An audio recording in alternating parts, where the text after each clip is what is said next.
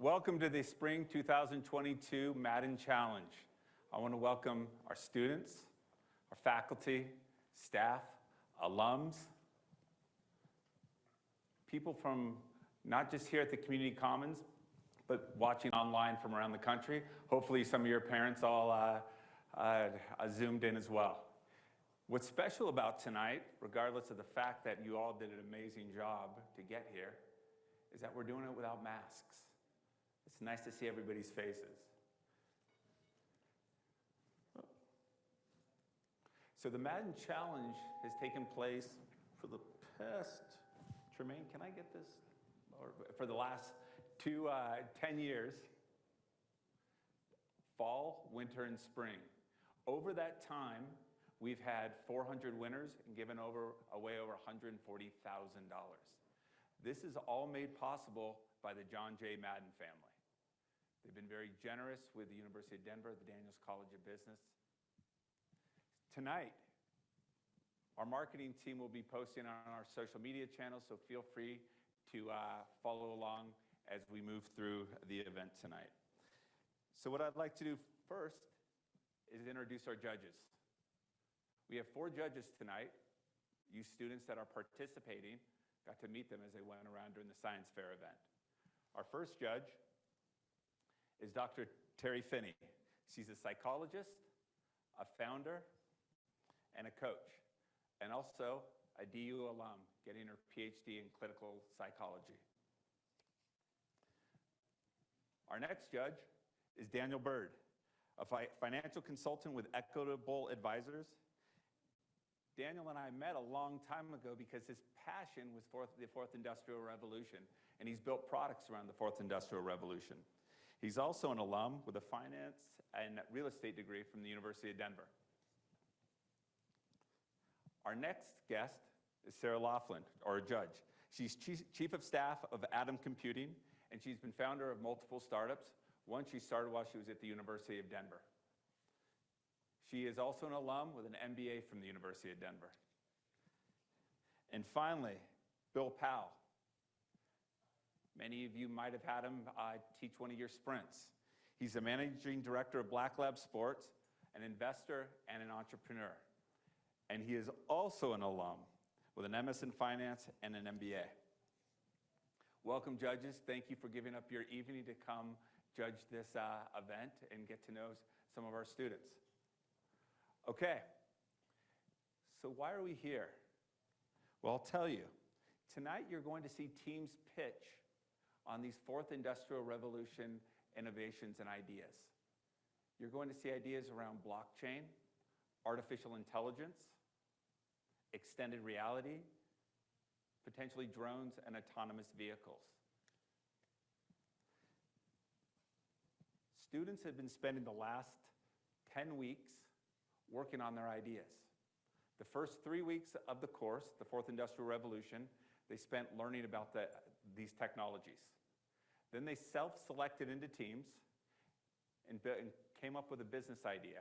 And over the 5-week course, built that business idea, worked on the pitch, worked on a number of different pieces of the idea. Last week, teams came to what was called open call to pitch to get into the Madden Challenge. 16 teams moved forward. Those 16 teams earlier tonight were set up in a science fair format and had 2 minutes to pitch each judge. The top 5 teams were selected by the judges, and 1 team was selected by the audience. Those 6 teams will be the teams you see pitching tonight. So here's the criteria. This is the criteria the judges will use tonight to decide who takes home this beautiful trophy.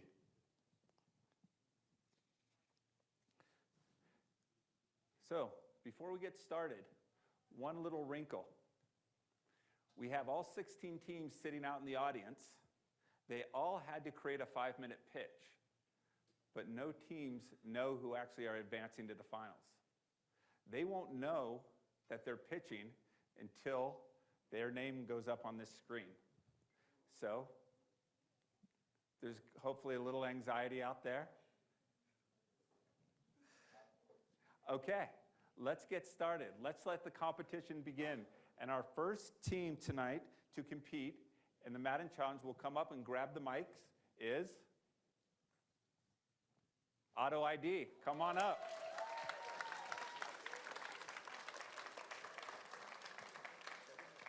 When you come up, grab the 2 mics from David, and I will give you your clicker.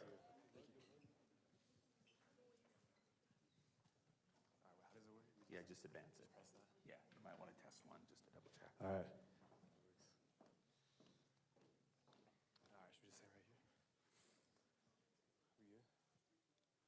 All right, so we are Auto ID, security at the tip of your fingers.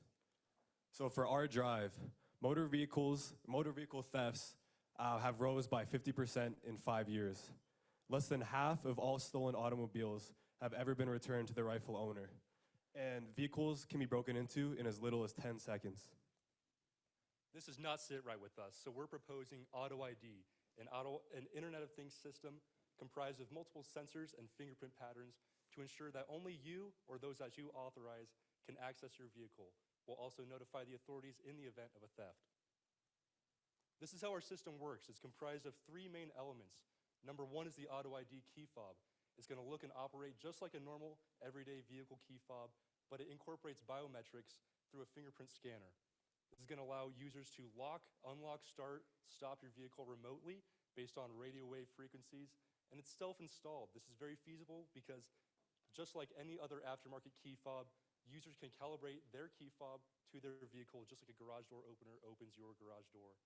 Secondly, we have the Auto ID positioning system. This is comprised of a GPS and accelerometer.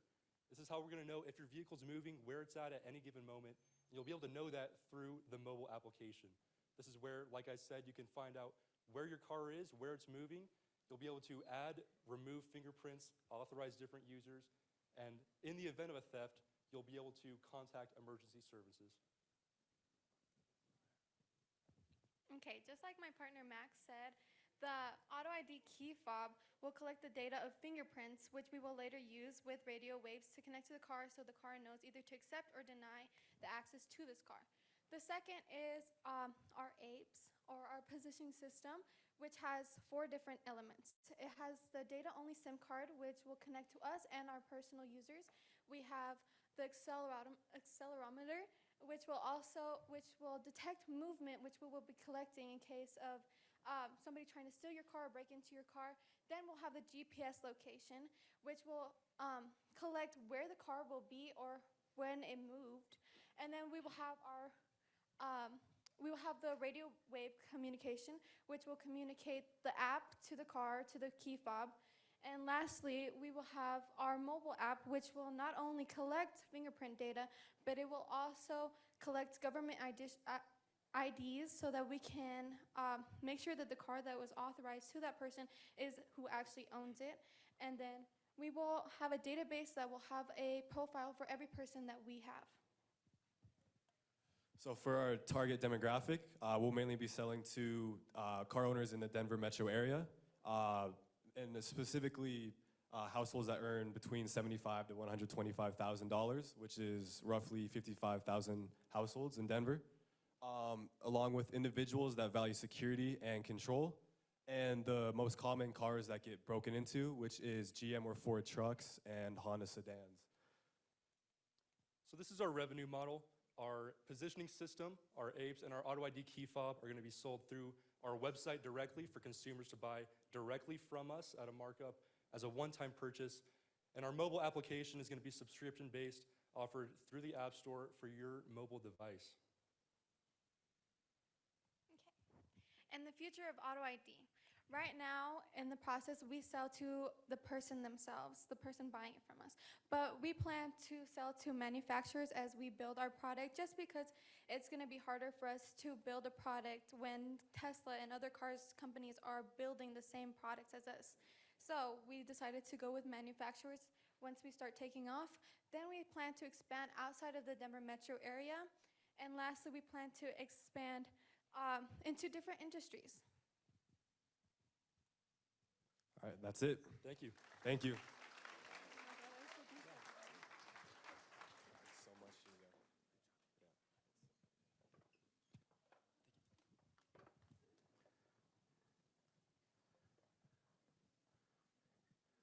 team, well done. It's not easy to go first, but I bet you're glad you're sitting down now, right? Not sitting out there. Okay, our next team, team number 2 for the Spring 2022 Madden Challenge is Smart Gym.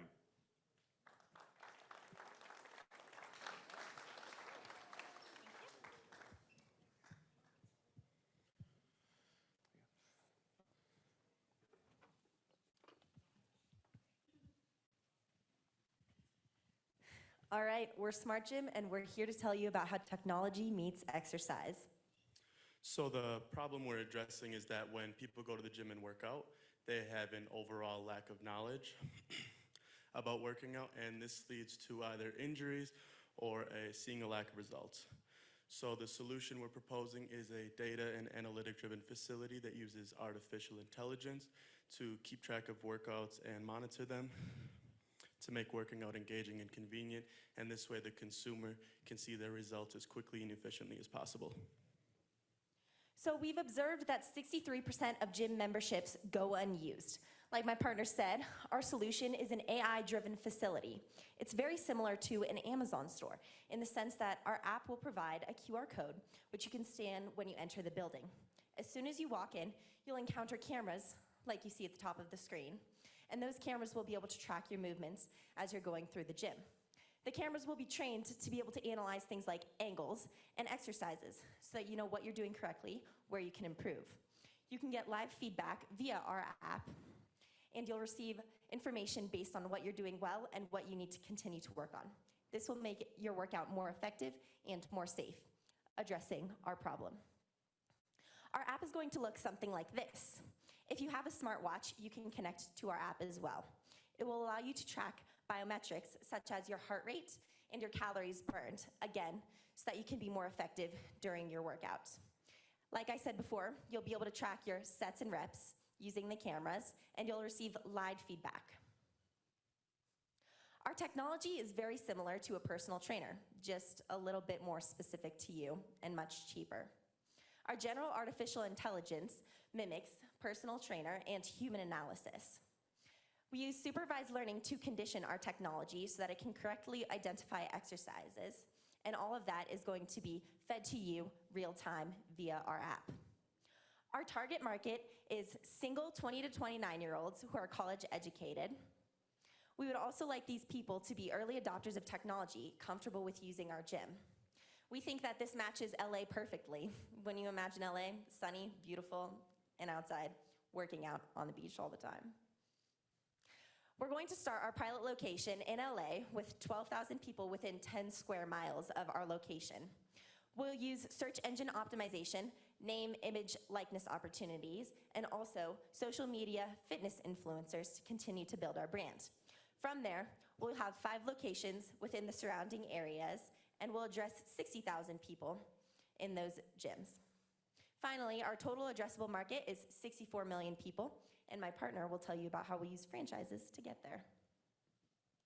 Oh, as soon as I talk about why this is so important, of course.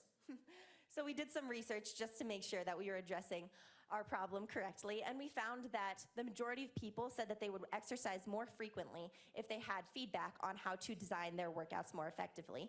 And in addition, they identified that the area of most needed assistance is structuring their workouts based on their personal goals.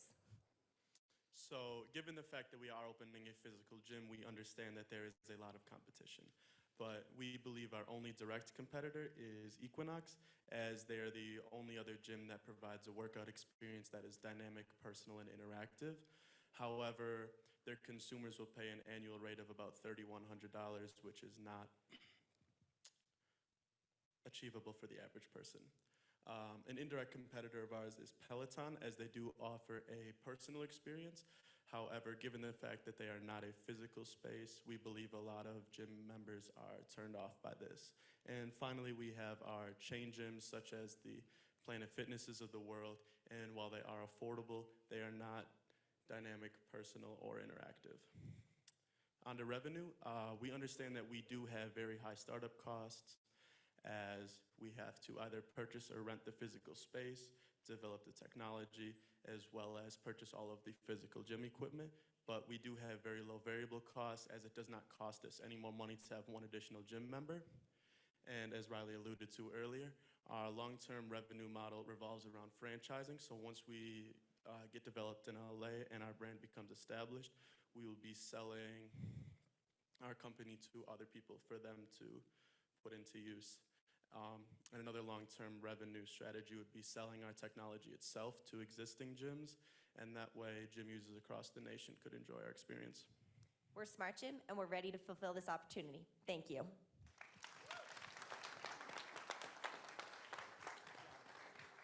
Great work.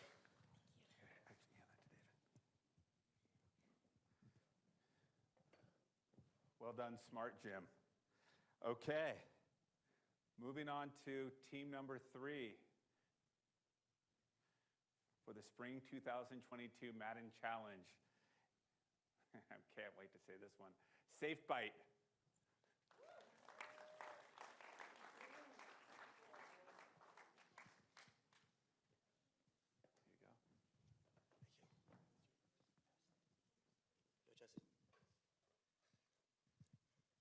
What's up, you guys? So we are SafeBite, molding the future of mouthguards layer by layer. Okay, so let's just start a little bit on how the process of a SafeBite kit would work.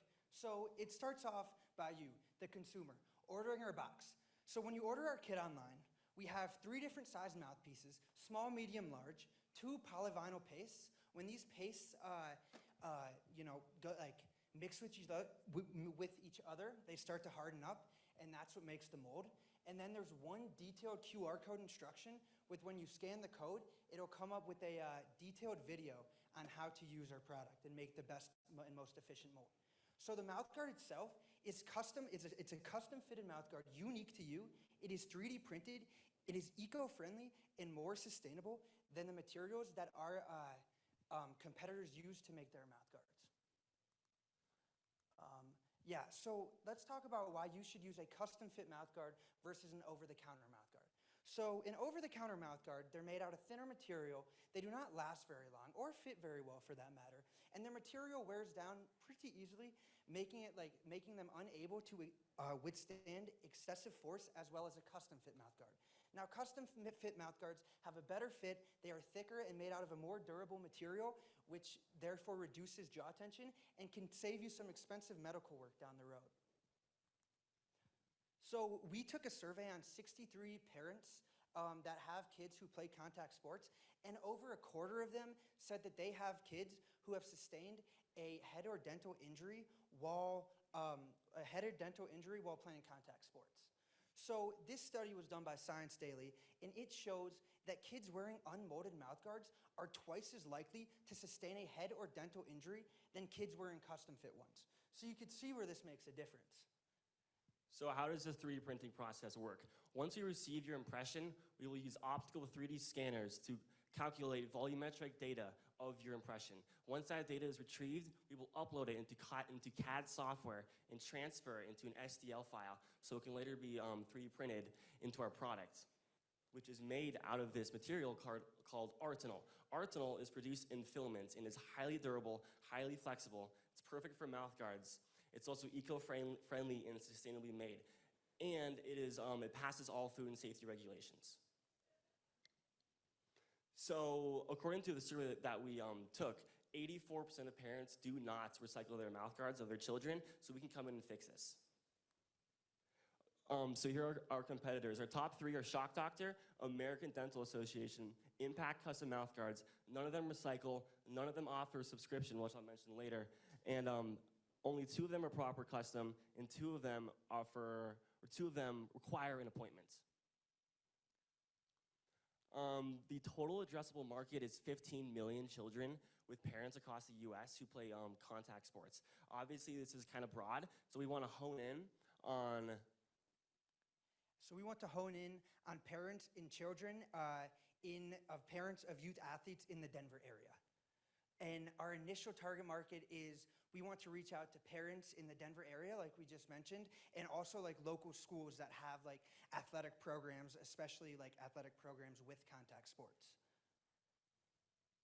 So our plan is to make partnerships and sponsorships with organizations directly affiliated with our target market, such as local youth athletic programs. We also plan on having a social media campaign to engage with the youth. So children's mouths are always changing, and doctors recommend to replace mouth guards every 4 to 6 months. And according to our primary research, 64% of parents do not replace their children's mouth guards during this time. So we're going to offer the subscription model. This is a recurring delivery, which you can choose either 2, 3, 4, or 5 months, which includes a new bike kit, a putty and tray, optional if you want to remold, a copy of your previous mouth guard, and if you find yourself sending your old mouth guard back or sending your remold back, send your old mouth guards back, and we can repurpose that arsenal and recycle it into new mouth guards. So you'll make the initial purchase up front, and there will be no charge for the initial guard delivery, but every subscription delivery after that, the cost is decreased by 10% until 70% of the initial cost is reached for incentive to subscribe, and your card is charged automatically. Yeah, so how we want to expand. So we grow, our product grows. So, as we make a little bit more money and we generate some more revenue, we want to expand within the industry of mouth guards. So that includes making retainers, NARC guards, 3D printable mouth guards with people who have braces. So we want to expand beyond like the realm of sports, but stay within the industry of like mouth guards. SafeBite, molding the future of mouth guards layer by layer. Thank you.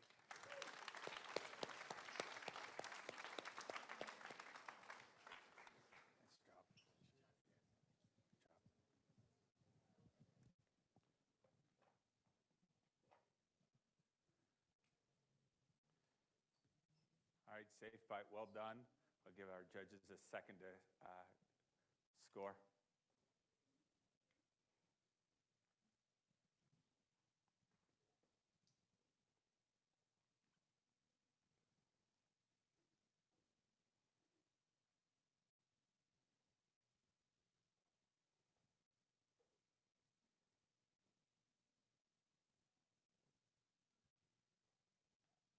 All right.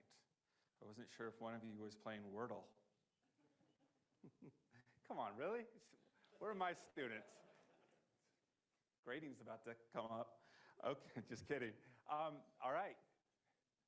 Team number 4 in the Spring 2022 Madden Challenge is Team Coral. Come on up.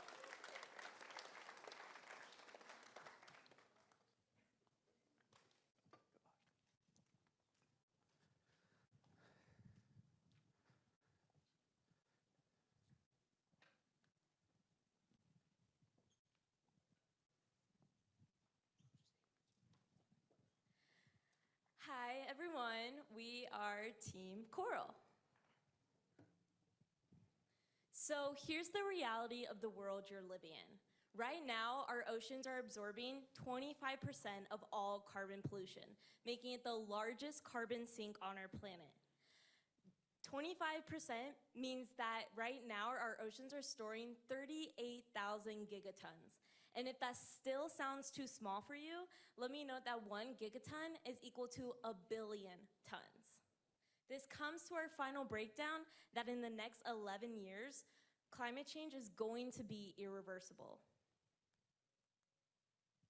This is a problem that needs attention now, and we don't plan to procrastinate. Our product idea is to use 3D printing to create synthetic coral reefs that combat climate change. And here's how it works.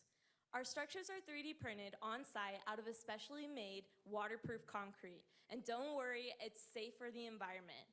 Not only is it made out of concrete, which is better than other products like plastic, it's also laid in a special form called grasscrete. Grasscrete is where you lay down concrete in a special space form so that water can flow through. This water flowing through means that it's going to prevent things like floods. Could you actually go back, please? So our team then transports it to the desired coastal spot where it is manually lowered onto the ocean floor. Our customer can then attach coral to the structure to promote ocean life. And if done so, noticeable change can be seen in just 6 months. When we conducted our primary research, we found that 75% of respondents said that the quality of a snorkeling experience appealed to them the most when they were purchasing from a snorkeling company. This means that this is how snorkeling companies in the future are going to differentiate themselves. As coral reefs diminish, so does the quality of snorkeling experience. We want to restore value back into these coral reefs and help companies do so.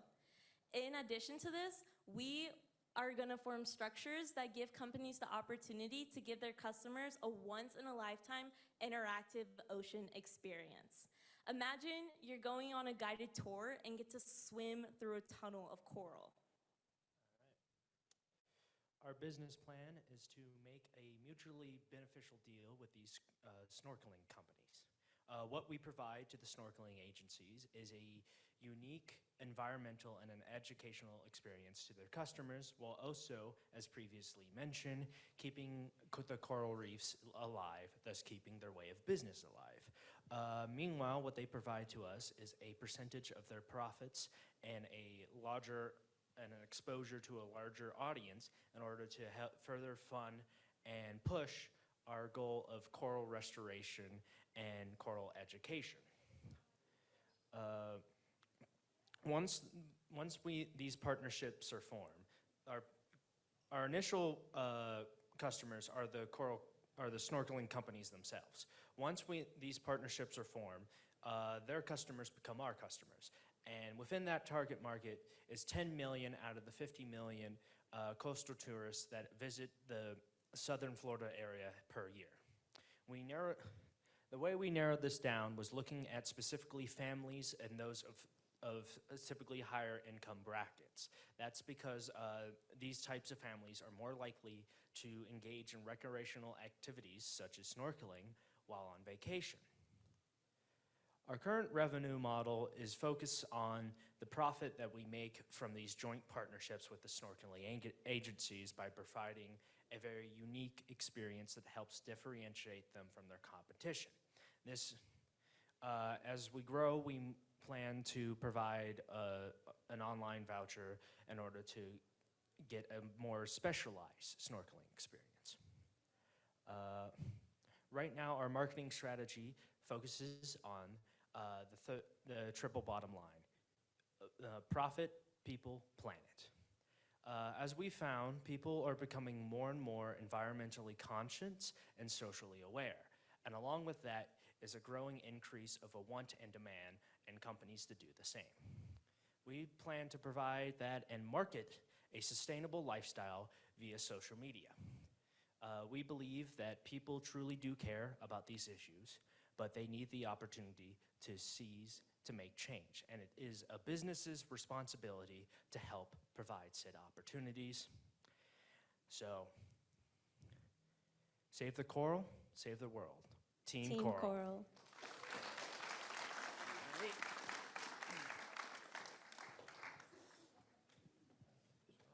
Well done, you guys.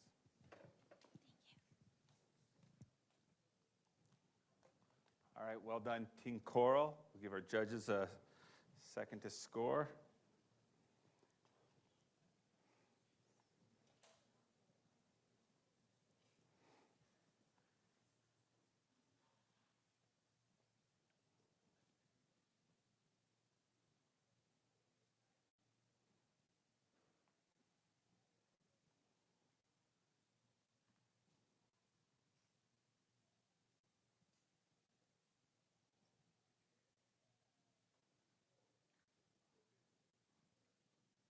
All right. We have two teams left. Team number 5 for the 2022 Spring Madden Challenge is Toys to You. Come on up, Toys to You. Give them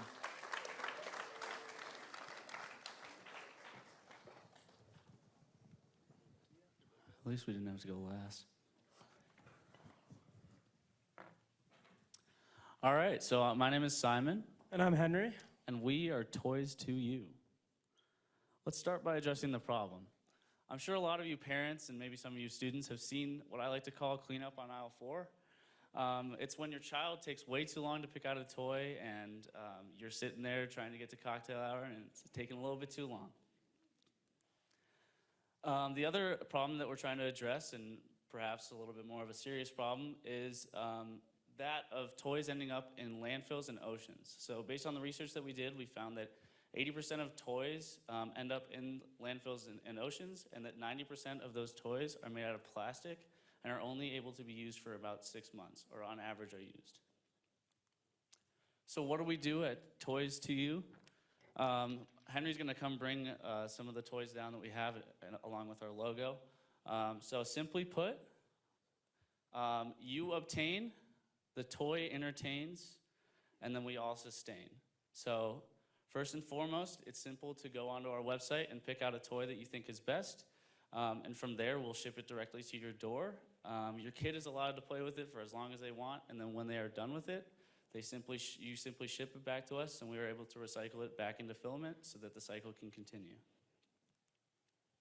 So based on the primary research that we did, we found that parents had two main concerns with the toys, or when purchasing a toy. First and foremost was safety was one of the top priorities. And so to solve that, we use a PLA filament, which is completely non-toxic and biodegradable.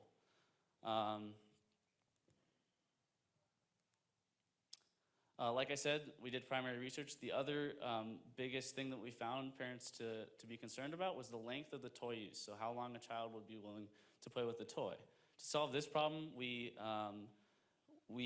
provide an excellent solution with when the kid is done with it, they are able to send it back to us, like I said, and we recycle it into filament. And then they can also turn something like a developmental toy into a more mature toy, if that's what they would like. So yeah, in our primary research, we surveyed 65 parents between the ages of 35 and 55, and our moms put it on Facebook, so that's how we were able to get it. We found that 77% of the responses were mothers, so thank you, Mom, that's probably why. Another 75% thought that, oh, I already said that, sorry. So, in the United States, we dominate the global toy market, which is why our total addressable market is going to be all American parents with children under 18, which currently is 63.1 million. To start off our company, we're going to be focusing on targeting new parents living in the Denver area with children 1 through 3 years old. Ideally, these parents are educated, focus on saving money, and also value sustainability. And like we said, most of our responses came from our mothers through Facebook, so we thought that would be the best way to reach our new customers. So currently we have 3 competitors, Toybox.com, which sells actual 3D printers as well as the toy designs, Thingiverse, which is a free platform online to download or upload any designs, and Green Toys, which is a company that makes toys out of recycled milk jugs. So unlike any of these, our toys are infinitely sustainable. So the toys that you see in front of you, that same plastic in 100 years can be used to make whatever you want. We also have cheaper prices than Green Toys and Toybox. And these toys are sent directly to you, so you don't actually need to buy a $200 printer for you to have them. And yeah, like Simon said earlier, all of our materials are completely non-toxic and fully recyclable, which most filaments are not. Lastly, a big part of what we want to do is help change how plastic gets thrown out, as well as taking out what plastic already exists in our oceans. So we are going to donate a percentage of our proceeds to the Ocean Conservancy. So we're not only helping people keep their toys out of the ocean, but also helping them get out of the ocean. Thank you very much.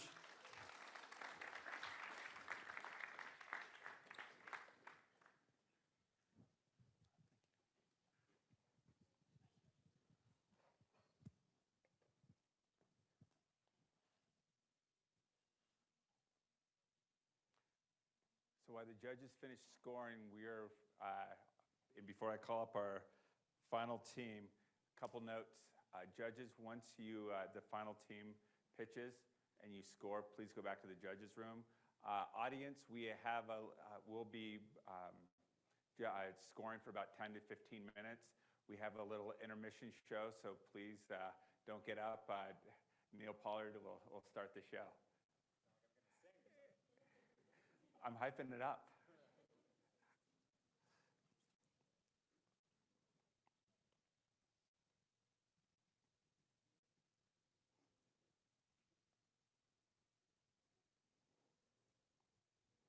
Okay. Team number 6 for the Spring 2022 Madden Challenge competition. And our final team tonight is Swerve.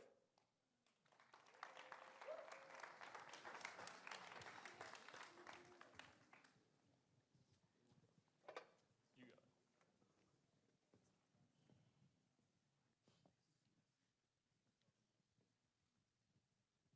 All right, over $130 billion was spent on wasted energy last year. Not only that, but the average family of 4 pumps about 7 tons of carbon dioxide into the atmosphere every year.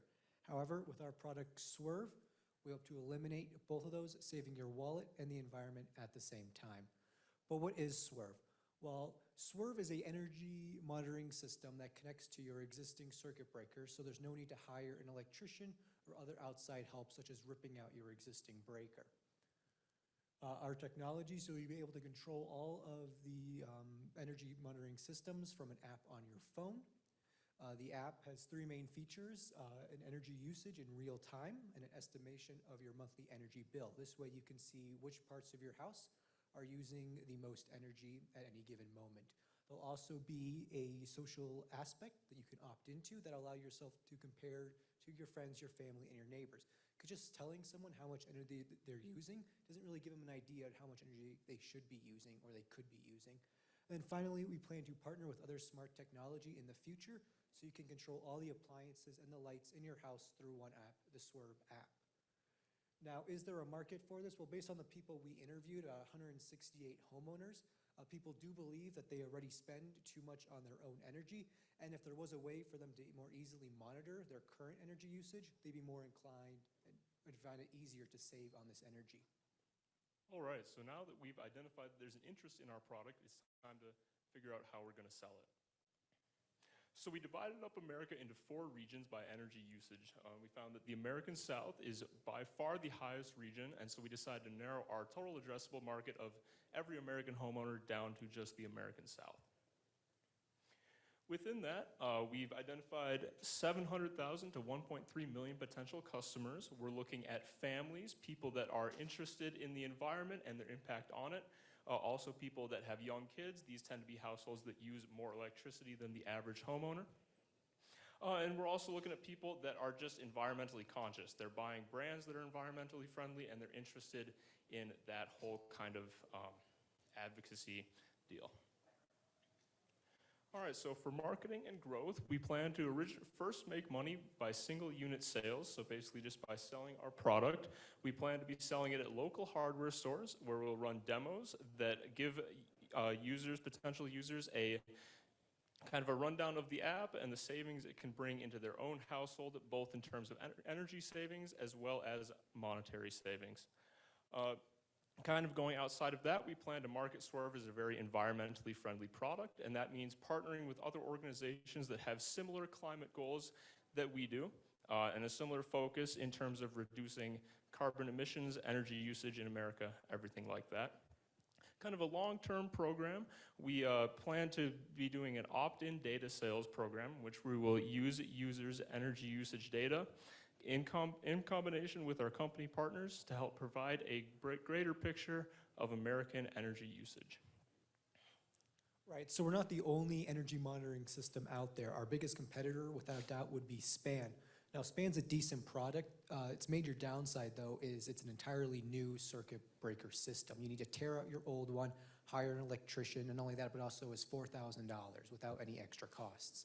But that's where we're really trying to be different, is this idea that you can connect our device to your existing circuit breaker, so there's no need to incur those costs and that the time it would take to do that.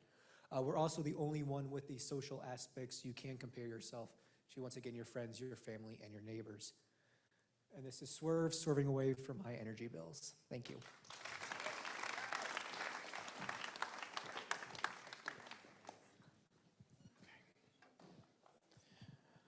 Good job, guys.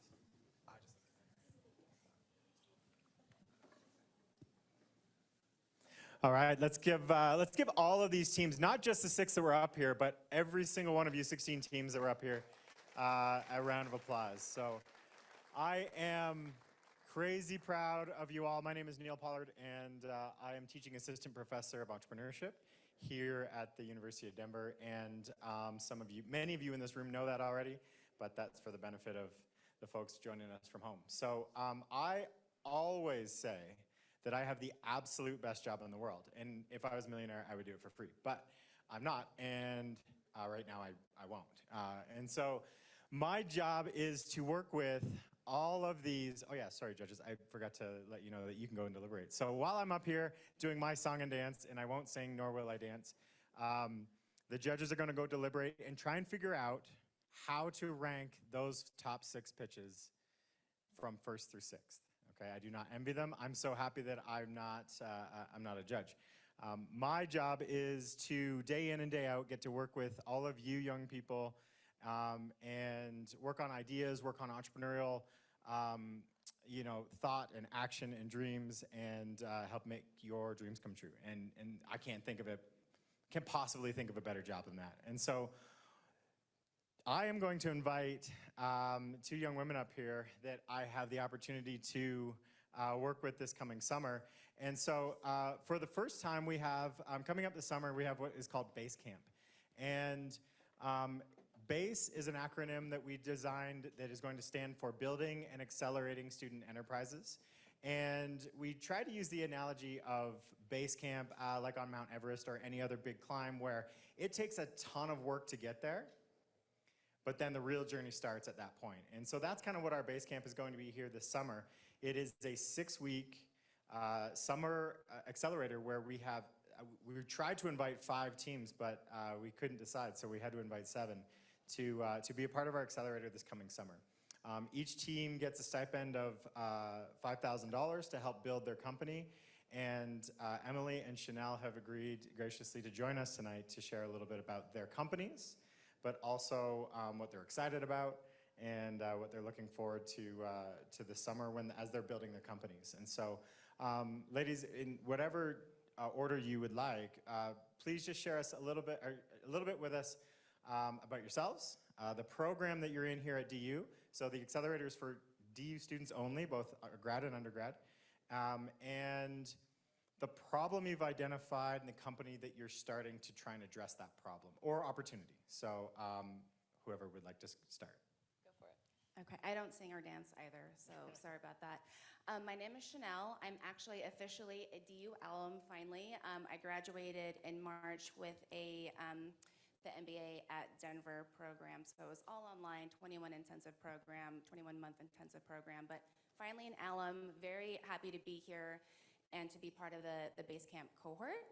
I have a background in project management very broadly. When I started at DU, it was the summer of 2020, lost my job, decided to go back to school, and that's when I decided it was time to be an entrepreneur. And so I'm a celiac, my husband's a celiac, and so if anyone else is a celiac or has any other dietary restriction in the audience, you obviously know how hard it is to find quality food, but also safe food. So my company is called Good Love Foods. What we've identified is that, there's roughly 1 million people in the US that are diagnosed with celiac disease.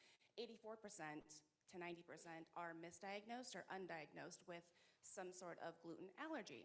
So our product is the first of its kind, frozen, gluten-free, ready-to-bake product. It's a CBG line, and it's the next era of frozen. So it's something that you can actually take from your freezer, ready to bake, no mess, no fuss, and you have the comfort of nostalgic food that's not only safe, but it's delicious enough for all.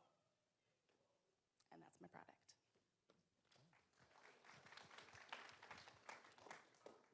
Cool. So yeah, my name's Emily. I am a former college student athlete, and then I spent 6 years working in relationship health education, and I'm now getting my full-time MBA here at DU. I just finished, or I'm in the process of finishing my first year, because I want to start a consulting practice to really address athlete mental health from a more holistic perspective. Right now, up to a third of student athletes transfer or quit every year, and up to 75% have reported experiencing emotionally abusive behaviors from their coaches. So I am trying to get on the ground with teams on like an individual level, understand their challenges from the athlete perspective, from the coach perspective, and then bring in the research on emotional intelligence and relationship health to be able to create individualized education for coaches to improve their skills in emotional intelligence and relationship health, because I believe that by doing that, the coaches will create healthier environments for their team, and every athlete on their team will benefit from that. Wonderful. Yeah, give your hand. So one of the first questions I have for you is, what either intrigues you about being an entrepreneur or scares you about being an entrepreneur? And you are welcome to answer both, so in whatever order you choose. Well, I mean, risk. Everyone is adverse to risk. And so I think what holds most people back is that they're scared to take the chance. And I've waited a long time to start my own company, but it took the pandemic, it took losing my job that I felt so secure in to be like, you know what, if that was risky, why not do my own thing? So I think that's both, what appeals to me, because risk is exciting. And so there's a positive side of risk, which is if you take the risk, you could succeed, and who doesn't want to succeed? So I think for me, risk is both the positive and the negative. It's the driving force. Yeah, I think what I'm excited about is the ability to do something different every day. I think I had 3 jobs between college and grad school, and each one of them, after about a year, I got really bored. And I think that by being an entrepreneur, it gives you a chance to, do what you want to do and do something different. But with that, to be honest, my biggest fear is seeming like I'm trying to be a competitor in this world of people who are just all trying to do good. I don't want people to think that by starting my own company, I'm, trying to work for myself and do something against other people instead of what I've done my whole life, which is try to bring people together. So despite the fact that you're both grad students or an alum, congratulations, the cohort is built out of all students from all walks. And so we're about half undergrad and the other half graduate students. And so it's going to be a beautiful kind of marriage of those things, and for you to be able to gain from each other's experience. I wonder if you'll just share quickly where you are in the process. Like, how long have you been working on this to show them that you can be at any stage in your company and be completely okay with it? So. Sure. So in July, I will be officially a year in production and in sales for my company. And so really, from the inception I had, it was one of those things where it was just a light bulb moment. It literally was one of those things that people say, but you're like, no, it wasn't. I woke up, I had this idea, I went immediately to my computer, looked for the domain, no one had bought it, I bought it, snatched up all of the social media handles immediately, and it wasn't taken. So I was like, all right, maybe it's meant to be. And then from there on, it took me about 6 months to do all of the marketing. I really wanted a strong brand presence, first and foremost, because it's a CPG product. And so I spent a lot of time, money, effort developing, designing, while also prototyping the actual product. But I went to market in 6 months. So I didn't let perfection hold me up. It almost does for most entrepreneurs, but you just have to get your product out there and ensure you got those feedback loops so you can keep on, updating, improving, and just moving forward. Yeah, I'm on a very different level than that. Don't have any LLC figured out or any web domain or anything yet. I kind of came to the MBA program with a general idea that I wanted to bring together relationship health and college athletics. And I started this program, and then one of my classes in the fall was an entrepreneurship class where I kind of honed in on it a little bit more with the team, and really like the opportunity for Basecamp and for micro grants at Entrepreneurship at DU has really gotten me to forced me to accelerate my idea a little bit faster. So it's still an idea. I'm hoping to create an LLC really soon before Basecamp and kind of figure it out and solidify it a little bit more, but it's totally still in the idea phase right now. Yeah, so Emily's just starting. Chanel's a year in, and we have one of our base campers that is close to 30 employees already. And so you can see that you can start this at any point in your journey and get value out of it. And so I guess that leads to the next question. What are you both either excited about for Basecamp, or where do you want to be when it's all said and done? So Basecamp is August 1st to September 8th. We finish 3 days before fall quarter starts. And so these folks are going to be working hard here on campus on their business while you're all either at home working hard or out having fun. So what are you most excited about for Basecamp, or where do you want to be when it's done, do you think? So I'm most excited about just working with people again. I did the online program with the MBA, and that's when I mentioned I lost my job, and I've been working from home for over 2 years, and I'm starting to slowly lose my mind. And I think as an entrepreneur, especially if you're the only founder, you can get really stuck in your bubble. So what I'm looking forward to most is just being in an environment where we can cultivate and help each other with our ideas, be the sounding board, and help each other figure out those things that maybe someone else in a completely different industry, that maybe they have an idea for you. So really it's working with others, it's getting out of my house, and it's just looking to help others as well. So I think that's what I'm looking forward to, and what I want to get out of Basecamp is I guess just really this sense of validation, which I think most entrepreneurs seek, but also hopefully just, that next thing that you didn't think, that energy that you didn't think you had to just keep on pushing, because you can get burnt out really quickly. Yeah, I agree with everything Chanel said, that, working with other people in totally different industries to kind of test this idea. And yeah, the validation really struck home with me when you said that. It's like, I want to be able to be in my comfort zone of people who I know think this is a good idea here, so that I have the bravery to go out and the courage to go out and talk to other people and other athletes and coaches and athletic departments and actually start pitching and hopefully hear some validation that this is needed. So last question, we've got an audience full of young people at different points in their careers, many of whom are finishing their first year here at DU or potentially second year. And even though you're both kind of towards the beginning of your entrepreneurial journey, is there a piece of advice that you would give to them in their chairs at the moment from an entrepreneurial standpoint? I had mentioned it earlier, but don't focus on perfection. I think especially when you want to finally get a physical product out there, a brand, anything in front of a customer, we all tend to be like, well, it's not perfect yet.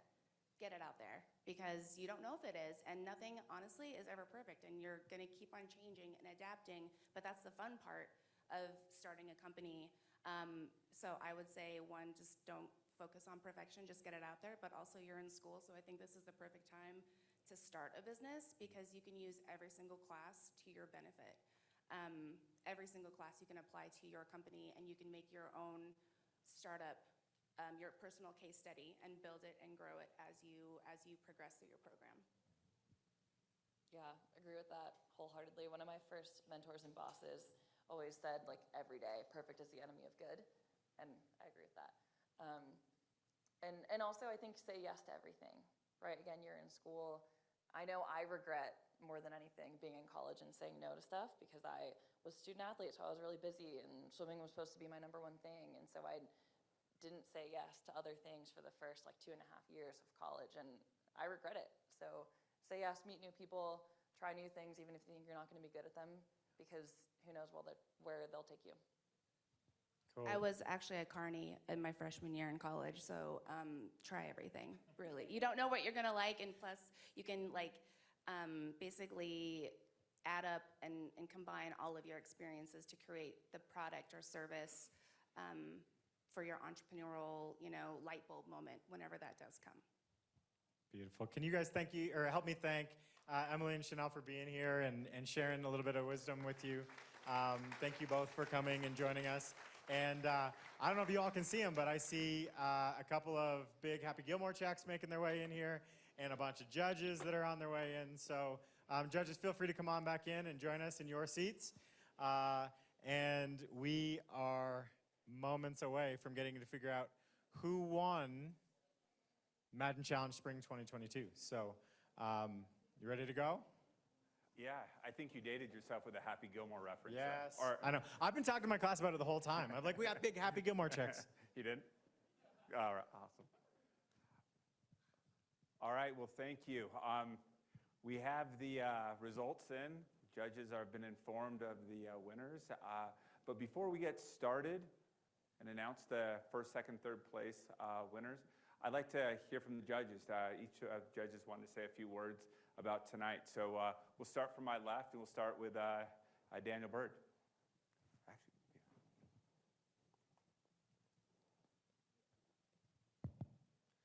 Hello, everyone.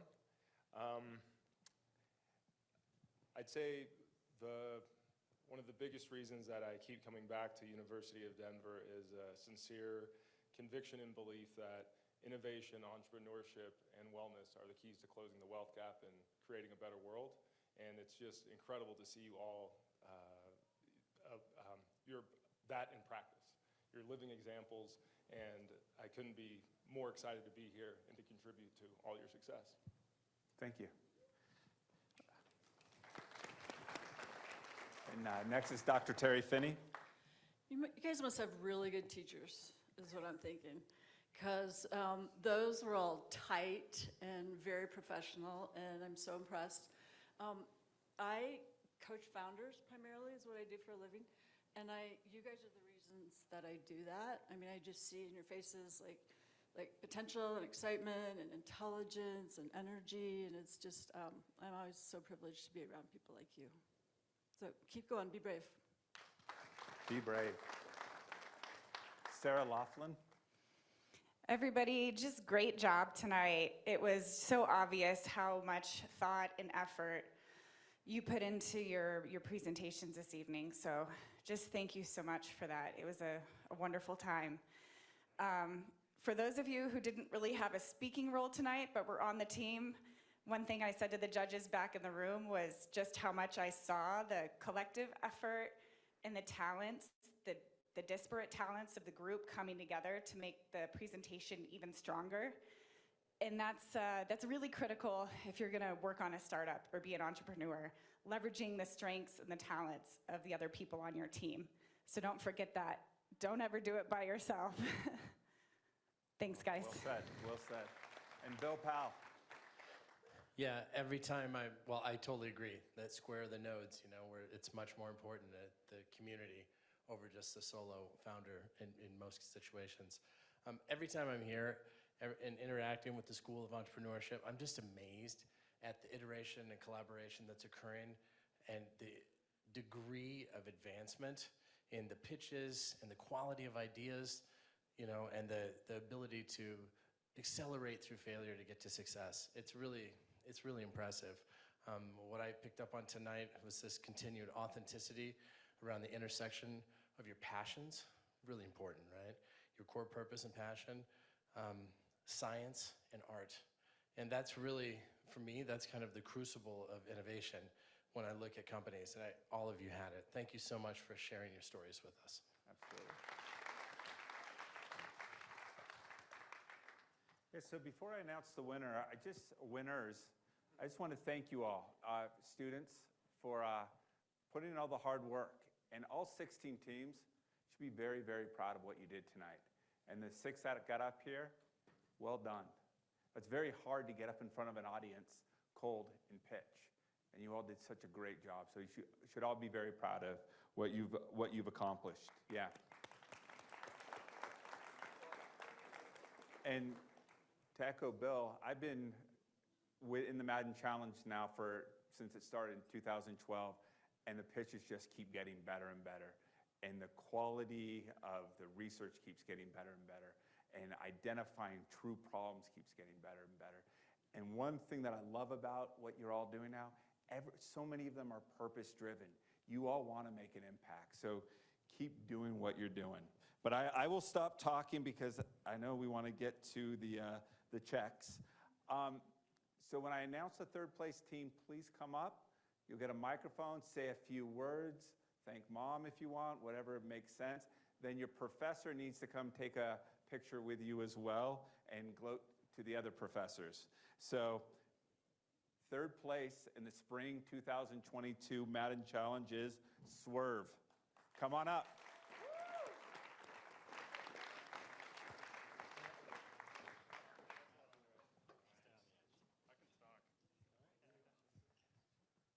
Well, let's go, guys. Come on. Well, I'd like to give a shout out to my boy Neil. Neil's been an amazing professor. He is so charismatic. Let's go, Neil! Woo! Neil is so charismatic and so supportive, and he's been awesome to us, and he's always, giving us the thumbs up, and he's being straight up with us when we're doing something stupid. So I really like that, and that's absolutely amazing. Yeah, shout out Neil. No, I mean, I would like to thank our team. Our team has really grown together throughout this, really good friends and everything. So yeah, I'd just like to thank them, especially for Jonathan really stepping in for doing a lot of it. But all of us have our own things we've thrown in, definitely. All right. Thank you.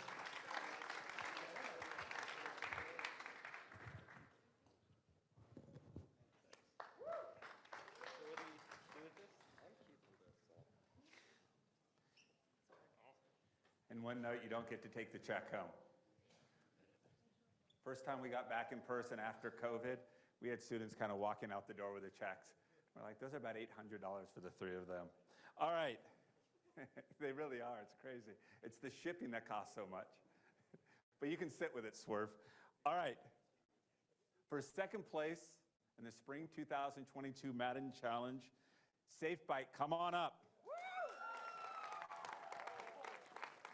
Well done, gentlemen. Well done.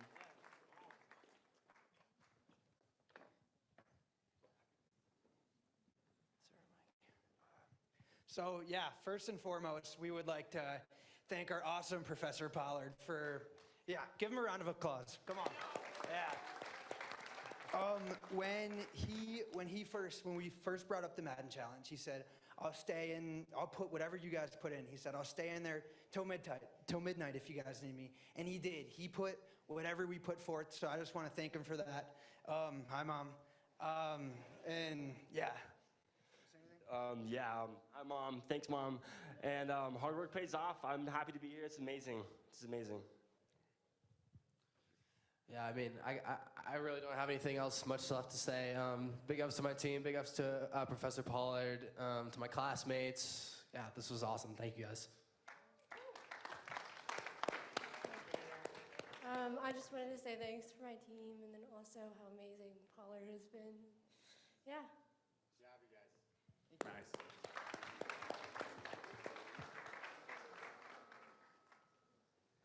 Sweet. Well done. You can keep it till the end of the night. You got to get some selfies with it. I'll make you one if you want. I'm taking pictures with it.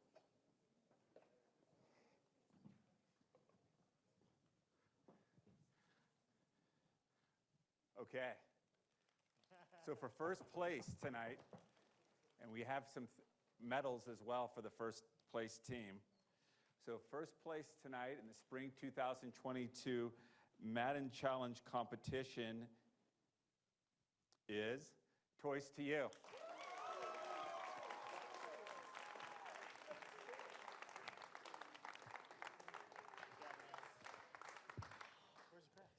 Wow, I was nervous.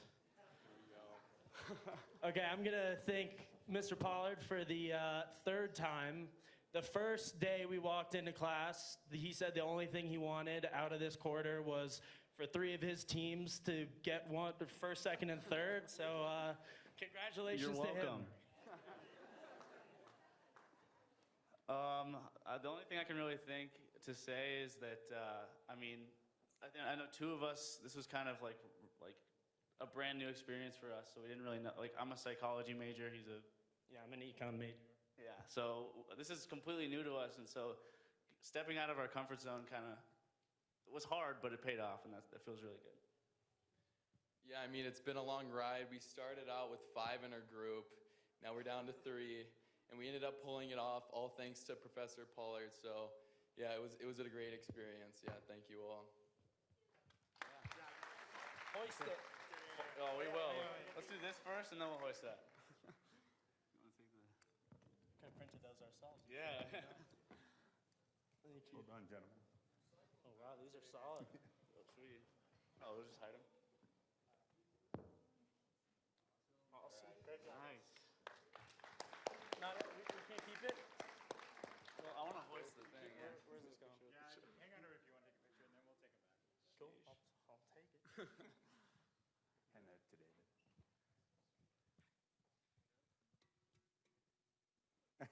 Right. It's like the Stanley Cup.